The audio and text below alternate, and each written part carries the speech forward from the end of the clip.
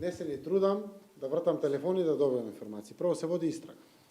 Во делот на истрагата, политичари треба да бидат надвор. Ние треба да овозможиме слобода на работењето, комплетна независност и фокус во борбата против криминалот и корупцијата. И тоа во секој момент го охрабруваме. И денеска ја користам приликата да ги охрабрам, без разлика до кој ќе дојде, истрагата да продолжи.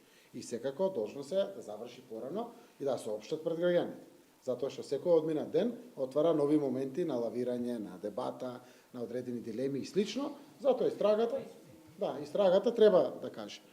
За форензиките, навистина не знам што е тоа форензичко бришење, што не е форензичко бришење, кој бришал, како бришал. Читав вчера, недела бев прилично повеќе слобода на другите денови, читав низ медиумите, знам дека институциите ќе си постапат како што треба. Но едно знам, дека секогаш кога јас ги предадов материјалите, како комплет пакет, тие се во сеф. И тие материјали не може никој да ги избрише, заради тоа што тие се во сеф. Не треба јавноста да се плаши од таква работа, но дали нешто влијае на истрагата или не, нека се одлучат обвинителите, нека се постапат.